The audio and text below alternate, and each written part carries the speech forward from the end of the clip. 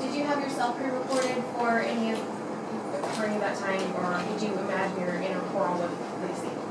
We started out pre-recording it. I don't know if Saoirse told you, she actually did most of her scenes with a headset. And I just started out like it, but it was becoming crazy because she had one, I had one, and we were like completely confused because we had these voices inside of our head.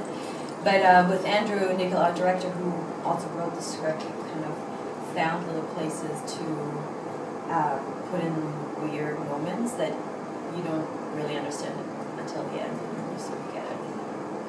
Can you talk a little bit about like what you did to really get into the character, like the development of it? Well, I read the script, they sent it to me, and I had not read the book. So then I read the book to sort of nourish that character, but I felt a little more, had a little bit more liberty than Saoirse maybe and the boys, because we don't know what's going to happen if there's a sequel, or I don't know. I think she's writing the second book right now. But it was definitely helpful to have Stephanie on set because she had obviously very strong opinions about what this character should be like. Okay. So I have a question. Was it hard staying clean wearing all that white? Apparently aliens figured out how to do laundry. Yes, that was getting old after a minute. And the cars too, it was like, the car, Diane, the car. Have a little Clorox. Like, seriously. It's crazy. When you read the book, after you read the script, were you surprised at how different the character's description is in the book?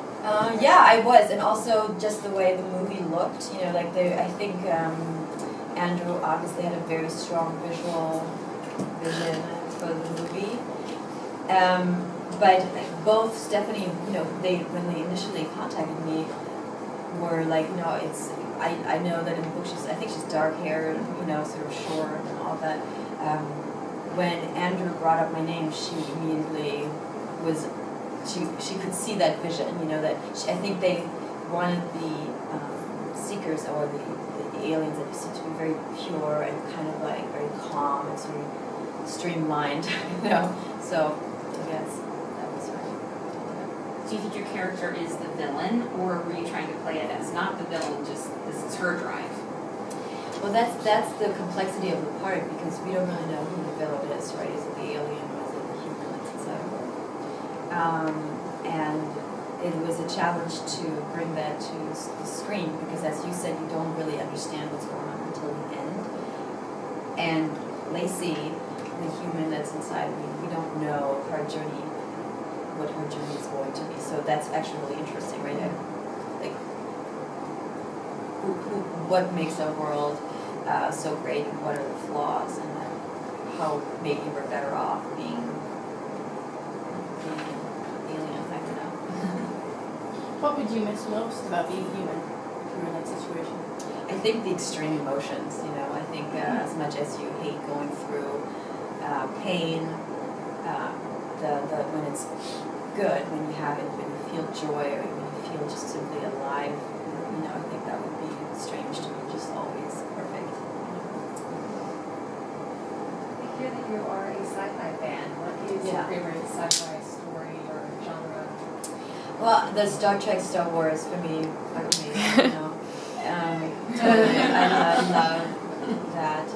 I grew up, I had a younger brother, so he was totally into all kinds of, whether it was superheroes or sci-fi, remember that show, V? Yeah. Like that was one of my favorites. So that leads to your interest in Star Also, I mean, it's definitely something I've always wanted to do, because I feel like as an actor, your imagination can run wild, because all these characters are larger than life, and you have to face the most improbable scenarios. Okay, since you used to mention Star Wars, are you going to knock on Disney's door and ask for all one of those new 3 movies? I wish that's how it worked. Yes, I would totally do that. Although, you know, I've always wanted to play, you know, my partner was on a show called Fringe, and they have like the craziest sci-fi weird things happen to them, and I've always wanted to be like someone dying of some crazy illness. And then I did a day on that show, and it cured me for life, because that makeup, and I'm not kidding, I got up at 2 in the morning to do like crazy shit, makeup. I was like, no, never done. A monster. So contacts you can handle, but all of the... It's too much. How has Stephanie's fans been towards you and accepting you and you then getting into this fan base? I didn't quite realize what I was getting myself into. Even though I've seen Twilight, but it's not like, I go to the premieres or I'm part of a fan forum for Twilight. But yesterday we did a book signing at a mall. Was that your first one? My first time ever. I mean, I don't make teenage, And I was like, are you kidding me right now? But honestly, it's really neat. I've never quite seen people so devoted to a writer and then us, because we become like the incarnation of their imagination, and it was quite insane, It was really great. I will say it's great. I feel like I'm part of a cool kids club, I can go out and be cool.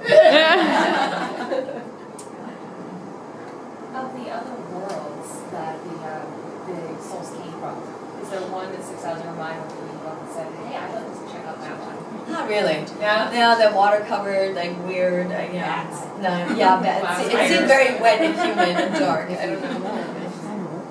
How would you How would you describe your character in 3 words? Terrifyingly pleasant. Pretty fly. He has some tools, and then also really sad, Mm. You've worked with Quentin Tarantino before. On set with him, how did that differ from working with Andrew? It's a totally different ball of wax. Comparing, strawberries to apple pie. I don't know. It's sort of like Quentin is mad and very larger than life, just like his movies are. And actually, Andrew is very much like his films are as well. There's an aesthetic to them that he's the kind of, he does like 18 takes and then comes in to go, And then he's also the writer, so he's very particular about saying the words and getting the scenes right. But he's a very introverted guy rather than extroverted. Quentin is. Did you have to go through any training, like drying the lotus or handling the weapons? But just the lotus because it's a stick, and I've never driven a stick car. It took a little getting used to. Other than that, no, because it's very against character for the aliens to use weapons, right, or to be violent. So she's an oddball to the others too. So it was, and I was trying to convey that when she picks up a gun, and she's like, "What did I do?" So. Is there anything you were given from sets or slightly? What do I have? I have one of those leather jackets. I kept a pair of contacts because I hated them so much at the end of the day. And you can just imagine being in the desert and having those freaky things in every day. I think that's about it. Yeah. Did they impair your vision at all? They totally do. You don't have lateral vision, so if somebody comes up, from the side, you don't see them at all. That's really strange. I thought your performance was brilliant. Oh, thank you. Because I connected emotionally with the At the character end, yeah. so well. And it was kind of, I don't want you to take this the wrong way, but it was kind of easy for me to really not like you. Because of the way not you, your character. The way you were just so aggressive and you portrayed that so well. I'm just wondering, what did you do to prepare? Because, like I said, I thought you were brilliant, and it evoked such emotion in me that, sometimes you watch a movie and there's an actor that plays the character so well, and you're just like, oh, I just don't. What? But it was, you love to hate. Yes, it was really great. What did you do to get in that mindset and prepare? Because it's such a complicated character, like you said. You've got 2 people in your head also, but we don't see that. See that right away. Yeah, I think for me, the people in life that are the scariest. Like I think as humans we can relate to emotions, right? We can, whether it's being really nasty emotions or somebody who's extremely nice, right? But we have a response to them. I think the scariest people are people that have no emotion, right? Who are really sort of always the same, and you don't really know what they're thinking, and there's nothing you can relate to, and I thought that was the idea in the beginning. And then, I think the big reveal, that emotion of feeling alive again is, I think, what hopefully people then can relate to. Thank you. Yeah. Is there another character, male, female, any age that you would have liked to play in the film? And is there another character that you're like, oh? I wouldn't have mind being the girl making out with all the hot guys.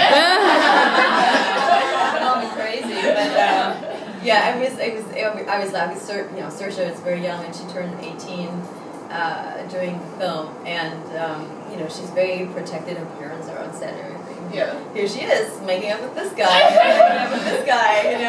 I was like, welcome to the world. Enjoy.